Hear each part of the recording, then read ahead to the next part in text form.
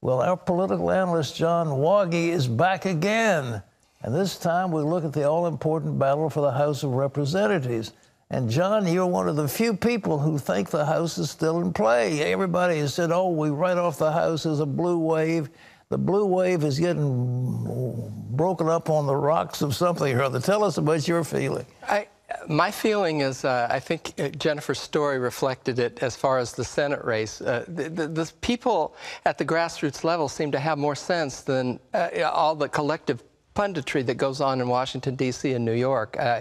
We have to get back to God. You know, that's what the woman said in Jennifer's story.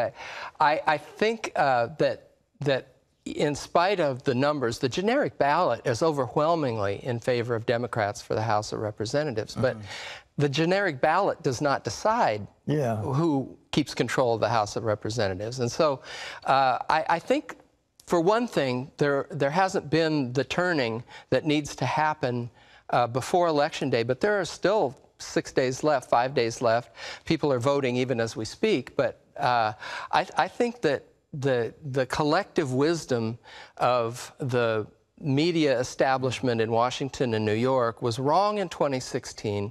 I'm not convinced they're right this time, but they certainly have the numbers on their side right now concerning the House. Have you identified certain, for example, we live here in the 2nd Congressional District, which is Virginia Beach, and they have poured more money into that race than has ever happened in history. And I talked last night to Scott Taylor, who's the incumbent Republican, and he indicated that they've got some initial balloting, you know, that usually the Democrats are way ahead. And he said this time it isn't showing up that way, that people are getting votes, and it looks like it's about even, which would make the Republicans come out really well.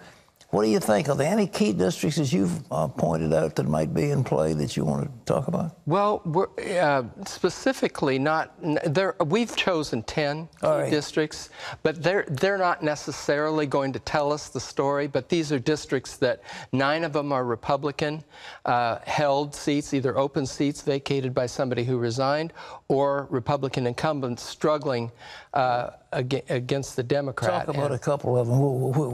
Well, for instance, the 3rd district in Kentucky, where Andy Barr is facing a Democrat, Amy McGrath, and in that race, you know, he's from the Lexington area, which would generally be a red district, but he's been in some trouble. You mentioned Scott Taylor, right here in Virginia Beach.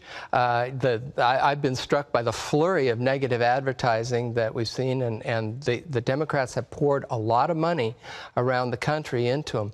Dana Rohrabacher, for instance, in California's 48th district. This is a guy who's been in Congress for what, close to 30 years? He was a strong speechwriter, a strong conservative, and he's being challenged by a former Republican in Orange County, and he has a narrow lead. But that's one of the things, one of the bugaboos about this year and this election is that I'm not sure we can trust the polls. And I know that, you know, you always fall back on, well, the polls are wrong. But in this case, I think they might really be wrong. And I don't think they are properly measuring the intensity of support for President Trump. And even though he's not on the ballot, he has put himself in the middle on the ballot. And if we looked at the news cycle over the last 4 weeks, it's just been incredible. I mean, they've thrown everything but the kitchen sink at him. And now he's made his own decision to go on the immigration, you know, the executive order, which Dale reported on. And even though that was his decision, there might be a method to his madness. He's gone an unprecedented 22 times, which no president has ever campaigned like he has. I mean, he's really gone out there. He has gone all out. And the lesson of 2016 is that money doesn't necessarily turn out to be the predictor. But there is a big uphill climb in each of these individual 435 races for the House. Another race that seems to be determinative is the 7th district up in Richmond. There's a guy named Brett. They beat Eric Cantor. Yes. And Brett took over as a Republican. Have you got any word on that one? You know, the polls show either a slight 1 or 2 point lead for the Democrat, which would be in the margin of error, or a slight lead for Bratt. But it's going to be close. And again, this is another one of those situations where turnout is going to be everything. You know. Talk about the numbers. How many seats are held by Republicans that are in play, and how many do the Democrats have to win in order to take over? Okay, the Democrats need 23 seats to take over the House of Representatives. There's 235 Republicans now, 7 vacancies, and 193 Democrats. So they need 23. And most of the polling by people who are following it race by race show that the Democrats have enough to win the House at this point.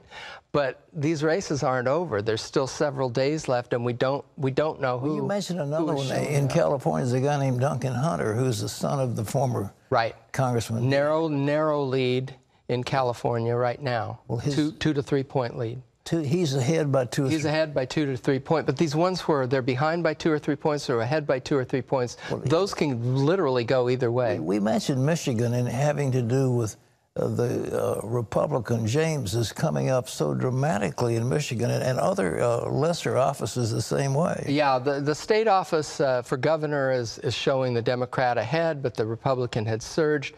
It's another thing, Pat, that I should mention concerning the House races, because I think it could be important on election night, and that is that a poll taken, it was an article in Vox back in July, and senior Americans were absolutely committed by much higher numbers than millennials. And we know the standard thinking is that millennials, talk Democrat, but then they don't go to the polls. Now, that we have seen around the country a surge in young voters.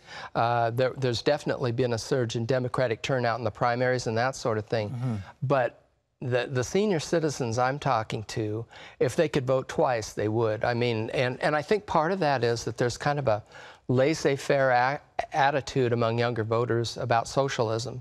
And older voters remember the Cold War. They know what socialism has done to societies. They saw the wall fall. And I think that they're alarmed not only by just the media barrage against Trump, but also about the whole business of outright socialists campaigning as Democrats now, and I think that's going to have an effect by the time we get to Tuesday. They talk about health care. I'm not sure how that becomes a Democrat issue, because it was Obamacare everybody hated, and one vote kept the Republicans from turning it over. Now they're owning this lousy health care system. What is it? And I think the machinations that went on in Washington, people don't follow that. What they are is they're scared, and they're vulnerable to the Democratic attacks that say these people voted not to have pre-existing conditions covered under insurance policies, and people go, well, I better vote Democrat or I'm going to lose whatever health care I can get. I think that's the general theme, and it's really hard for Republicans to argue, look, why I took this procedural vote because we were planning to repeal and replace Obamacare. Yeah. We didn't get to the replace because of all the Democrats and a couple renegade Republicans, and that's a hard message to get through when you're in town halls where people are talking about their terrible experience they had with their brother who had cancer, Well, I noticed that they're going against Pelosi, too. I mean, it's like she becomes the poster child of the attack ads. Yeah, and she was on Colbert last night saying that we will win the House of Representatives, and Colbert accused her of jinxing the Democrats. He said, you're not on Hillary's fireworks barge, are you? So, but they feel that confident about it, but we'll see. I'm not. All right, you want to make a prediction of how many votes it'll be when it's all over with? I'll do the how many votes on Monday, but I still say Republicans keep the House. You do say they keep the House? I think Republicans are going to keep the House, and I'll add seats in the Senate. Well, you thought there would be, 4 to 5 Republican added seats in the Senate? Is that? Yeah, and that doesn't look good on polls right now. It looks more like 2, but I still think that there's going to be this pocket of voters that is somehow being missed in the polling that's going to up that number. We'll see. How about that race in Arizona, that McSally thing? I mean, I just can't understand why she wouldn't be way, way ahead. Well, you know, there are some angry Arizonans over their Republican senators previously, and a lot of young and independent voters are excited about Sinema in spite of the quotes that she's famous for, calling Arizona the meth lab of democracy. That doesn't seem to offend too many young people and independents. It would be okay to go join the Taliban? I mean, that was... I still think that McSally is going to come through in the end. There was a 6-point lead for Sinema in one of the latest polls, but if you factor in the Green Party, who is on the ballot, it goes down to 3 points. It's within margins of error there. There are close Senate races all over the map. Yeah. And the bottom line remains Republicans have to defend 4, and there are about 10 that Democrats have to defend. And so the numbers are in the Republicans' favor. We'll see how it works. So you're going to come back and give us a more precise analysis? I'll give specific numbers on Monday, the day before Election Day. Monday, we'll hold our breath. But right now, your forecast is Republicans hold the House and gain in the Senate. Yes. Well, we'll see what happens. So listen, ladies and gentlemen, you heard it here, and we'll see what happens. You can watch, of course, live election night coverage on our CBN News channel. To find the channel in your area, go to CBN News website. Our election coverage will also air on Freeform at 11 p.m.